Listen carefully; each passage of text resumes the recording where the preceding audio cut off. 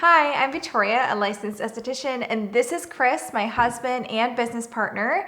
And welcome to your Besthetician podcast. Today we're going to go over our 2023 and just go over a review and all of our numbers and all the goals that we've, put to our mind and reached. Yeah, and stuff we hit and stuff we didn't hit. Yes. But first thing I wanted to, because I wrote some notes about our 2023, but I did want to ask you one quick thing that's like a little more personal question. So I have the beard a little bit in this, and I was just wondering what your honest opinion was on the podcast of like, is it like at a good length? Is it like pushing it? Is it okay?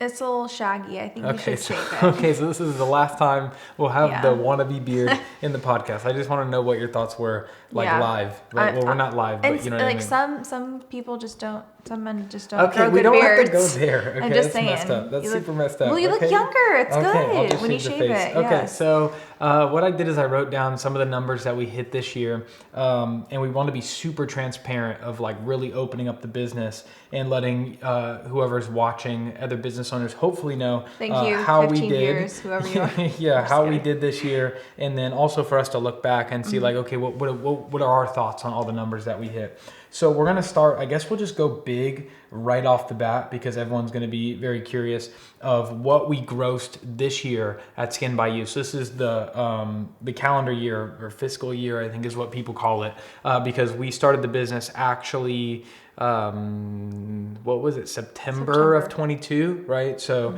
so our numbers have always been a little bit different because we look at like what the first year was of since opening, but we'll look at just, January to essentially almost January now.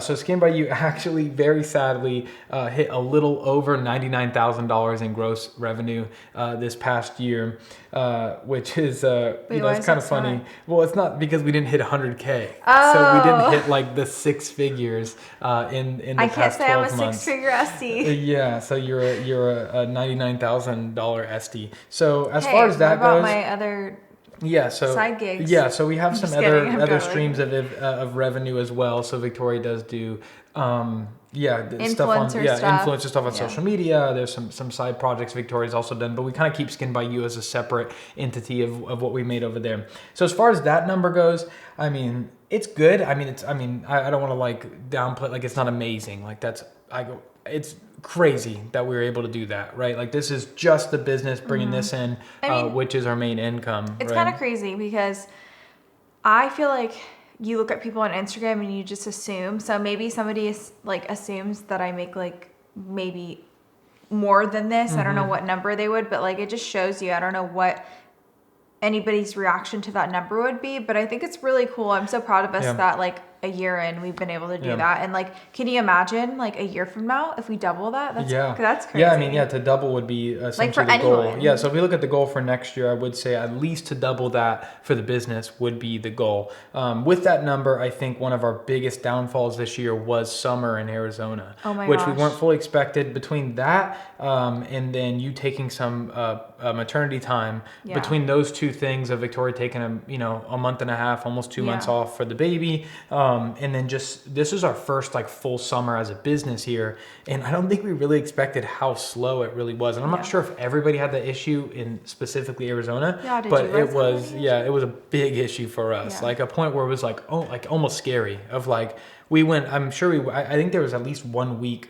There was for sure a week where we had no clients, which was just, people rescheduling, people going out of town. And at the time I was pregnant, so we were like in the middle of like trying to hire somebody, and it was just insane. Yeah. And then like all my clients when I was pregnant, I was like, no, go see this.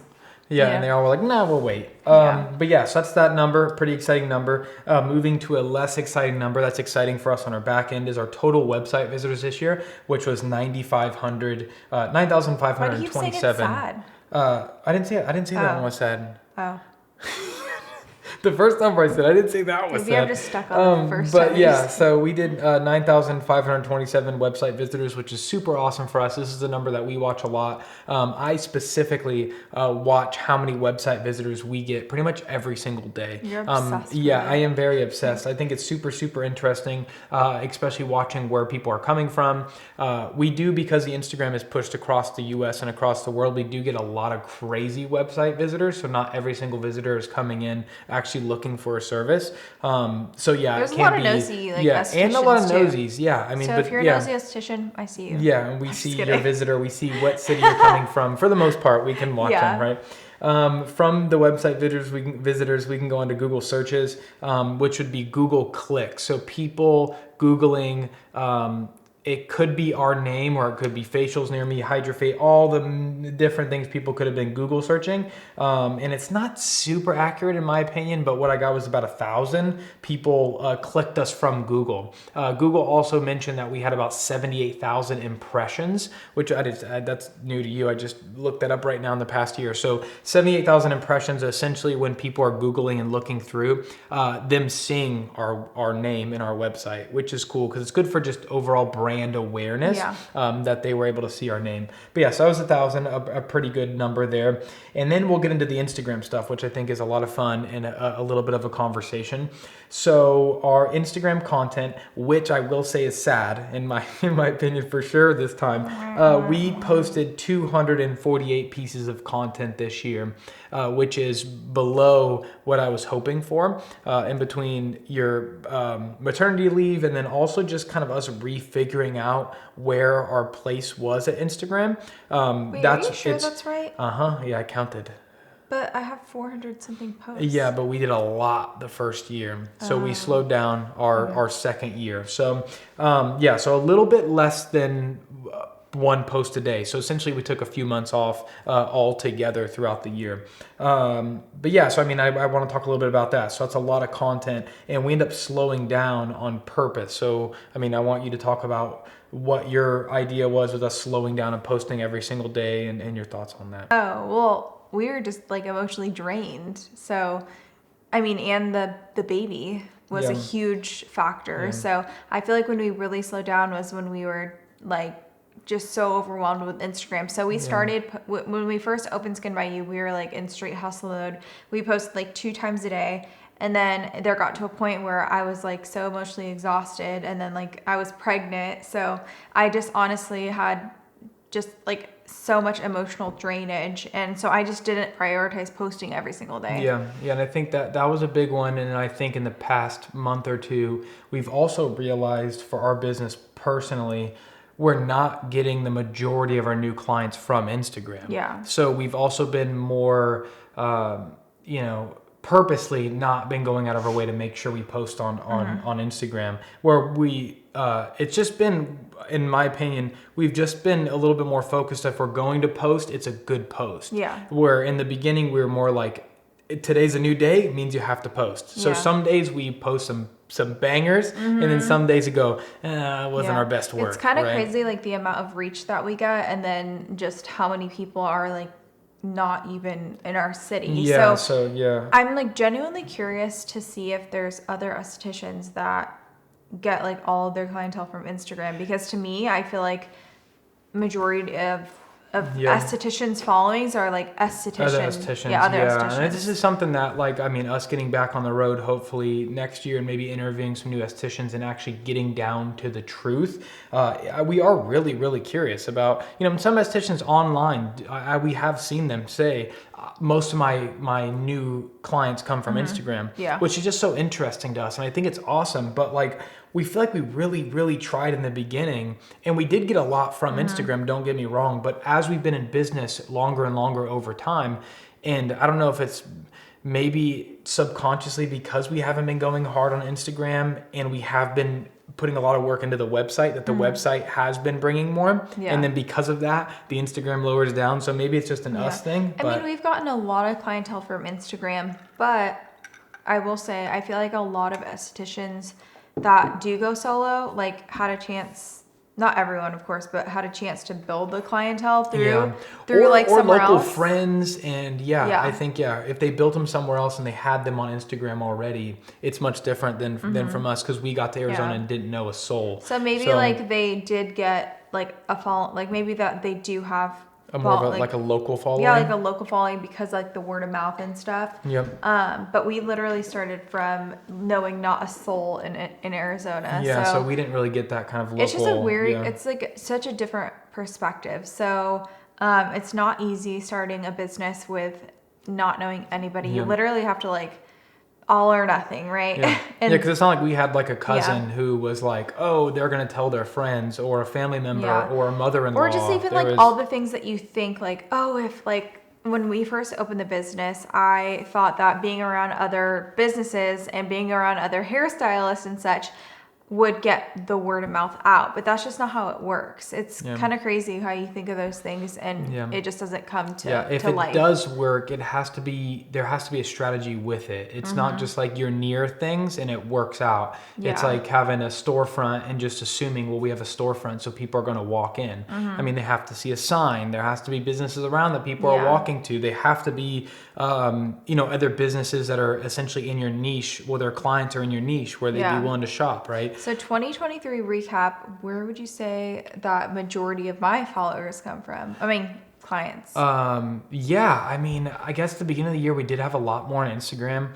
I'd probably argue that it's still probably close to 50-50, I'd probably say, for us. But I think that the Google is on the rise, where I think early in the year, the Instagram, it was majority Instagram and almost never Google. And then Google's kind of hit this stride where the past 5-10 clients have come from Google majority, and especially the good clients is what I think about a lot, is like the high quality, the ideal clientele has come from Google. And I think that's also a number that's important to us too, because it's like, well, whatever clients come, they come, because like if you run a special and those clients never come back again, compared to somebody who Googles you and books out 3 appointments and buys product and is all in, we're going to pick that person over the Instagram person every day. It's crazy too. I feel like because the city that we moved the business to is essentially I don't know if it has to do with like us being a newer. I think like it's a smaller market as well. Yeah, so I feel like we've gotten so much more Google clients lately. It's really cool to see the transition. I think we're ranking higher because there's less estheticians or spas out here. Yeah. But so